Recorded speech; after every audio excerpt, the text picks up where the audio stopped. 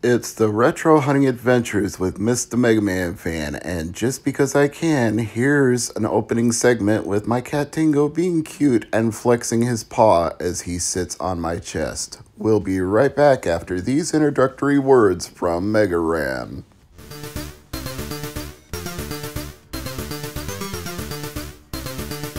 Yo, this is Megaran, and you need to rock and or roll on over to Mr. MegaManFan's YouTube channel, because it's all that rush to make it happen. Peace! To my surprise, when I went out hunting this week, I actually found a decent selection of Mario, Sonic, and Pokemon video game related toys. Unfortunately, most of the ones that were relatively inexpensive were also incredibly tiny, as you could see by the $4.99 price for those 2.5-inch ones. And anything Kid Robot or nice was $14 to $19.99, so I ended up not really getting any on this particular trip. Oh well. Thankfully, I had a little better luck at half-price books and found two things, one of which I ended up keeping, one of which I did not, and I'll explain the second one in a little bit. But let's start with Tekken Dark Resurrection, which was only $9.99 and complete with the manual. You can see me testing it on my PlayStation Portable right now. This was originally known as Tekken 5 Dark Resurrection when it came out in arcades and later on PlayStation 3. The release dates are as follows. In the arcade, Japan was December 2005, worldwide February 2006. For the PlayStation Portable, Japan got it July 6, 2006. North America got it 19 days later, July 25th. Australia got it September 14th of that year. The European Union got it 1 day later. It did eventually come to the PlayStation Network December 12th, 2006, March 1st, 2007, March 23rd for Australia and the European Union. The PlayStation Network was the only way to get it for PS3 because for whatever reason Namco did not release a physical disc of this game. Maybe that's because it was considered to be a sequel to Tekken 5, so they thought it was pointless to have Tekken 5 and Tekken 5 Dark Resurrection in physical form. But it came to PSP physically, so I really can't explain their thinking there. The plot is in fact the same as Tekken 5, except 3 new characters have joined into the fight.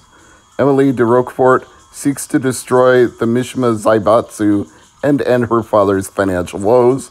Sergei Dragunov is a member of Spetsnaz, who's been ordered to capture Jin Kazama, and Armor King 2, the brother of the original Armor King, seeks revenge on Craig Marduk for his brother's death. Do you need to really know any of this? I would argue not, because it's a fighting game, and that's what you're going to do. You're going to pick a character, you're going to start a battle, and you're going to fight until somebody falls down. You learn combos, you improve your skills, you block, you defend, you strike, you kick, you jump, you punch. It's all in the mind, and if you want to test yourself, I'm sure you'll find that Tekken 5 Dark Resurrection is a fine portable entry. It looks good, it sounds good, and even though I'm playing it one-handed so I can film the PSP, I would say it plays good as well. Now that's because I don't have a PSP 2000 or 3000, so I can't do external video out of my PSP. I just have to capture it directly off the screen, and I have not modded it for capture in any way, so this is the best I can do. Or I could get a tripod and set it up to hopefully get a good angle. But with Claire, it might not be any better than this, so this'll do. As we talked about PS3 games in the last segment, here's one that I picked up, but you will learn from my mistakes, because when I saw Lords of Shadow Collection includes DLC, I was like, that's fantastic. That's a version of Lords of Shadow that I don't have. Includes Mirror of Fate and an exclusive demo of Lords of Shadow 2. I was really looking forward to this, and I thought $24.99 was a very reasonable price because Castlevania games can often be quite expensive used, and Lord knows they can be more new. but I should have read the fine print there where it said requires an internet connection. Oh boy.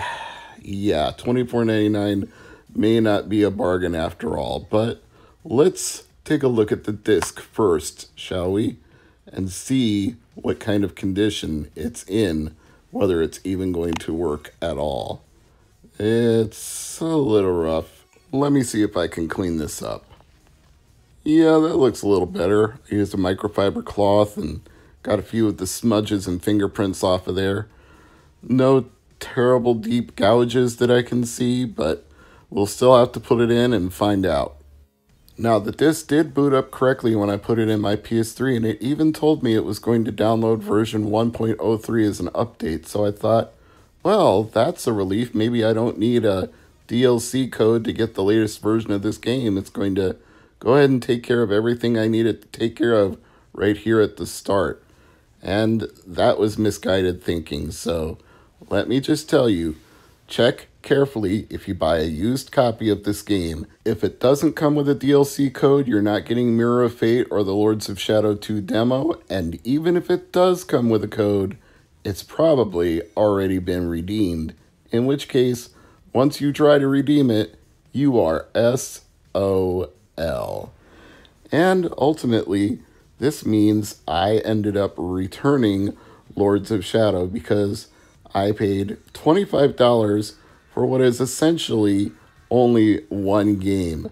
The physical disc only has Lords of Shadow, and you can get Lords of Shadow for PS3 in physical form for $10. It is actually one of the games that, in the Castlevania franchise, so many copies of it were produced that it doesn't fetch exorbitant amounts secondhand. So why would I pay $15 extra for essentially the same thing? Without that DLC code, this is just Lords of Shadow in a fancier package. I don't really need that. This is an epic game, though. I'm not saying you shouldn't own Lords of Shadow, just pay $10 for it, not $25. It has some very nice setup features right at the beginning. It allows you to set the brightness level.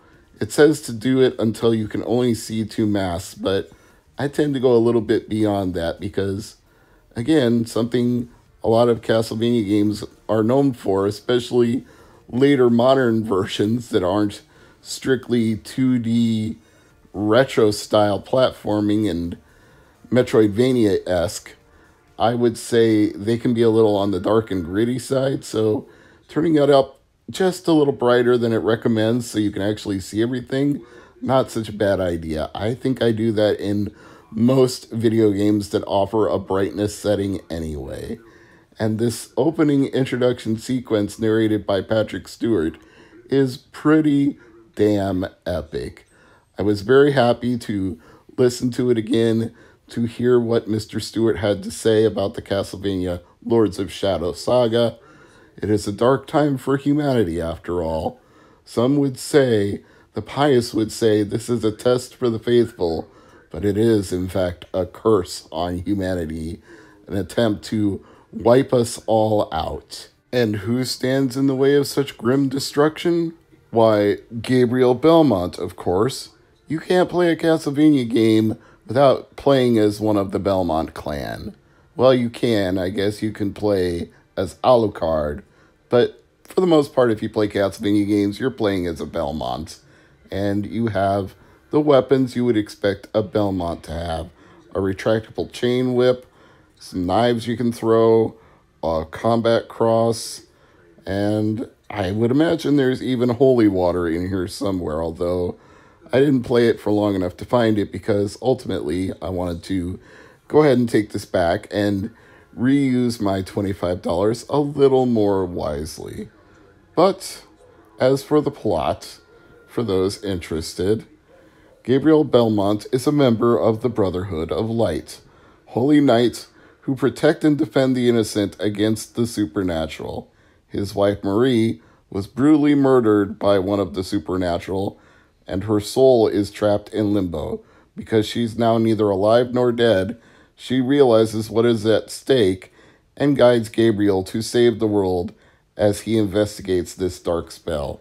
He travels the land and meets other people, such as the oldest living member of his order, Zobek, the one who narrates the game as Patrick Stewart, and two masks, referred to as the God and Devil Mask, lie at the center of the plot, with the God Mask having the power to resurrect the dead.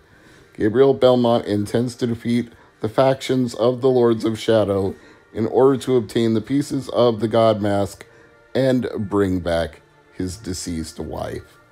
Somebody ought to tell him bringing people back from the dead, not necessarily a good idea. You ever seen any zombie movies, Gabriel? Well, of course you haven't. It's the year 1047, so there's not even movie theaters yet. But it doesn't work out well. Pet Sematary, another example of bringing things back from the dead being a really bad idea. Actually, I would say Full Metal Alchemist might be the most relevant example for most of you, because Alphonse and Elric should not have tried to bring back their mother. They very nearly lost their lives. They lost an arm. They lost a body. They were in some deep doo-doo as a result of their misguided attempt to use alchemy to resurrect the dead. Don't do it, people. Even if you have something called a God Mask and it seems like a good idea at the time, it's not going to work out so well for you. You're going to end up regretting it. The combat system here is pretty intuitive. The whip is capable of striking at long range, so you just need to get close enough to mash the button and then they explode in a shower of blood. It's viscerally satisfying to do. You can also grab enemies, and if you wait long enough, you can do a combo with them where you just body slam them to the ground. And the game teaches you how to do all of this too, so you're not just flailing around, no pun on the whip, but it lets you know what you need to do to succeed and teaches you bit by bit as you play through this introductory sequence. Lords of Shadow is a very good entry in the Castlevania games. I highly recommend it, just not at the $25 price point. I'm Mr. MegaManFan. Thanks for watching.